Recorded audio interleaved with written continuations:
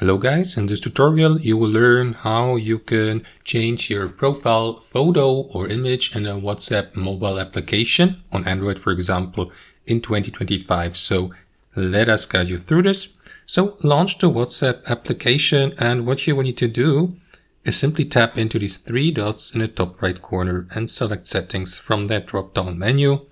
And next guys, tap into your profile icon in the top left.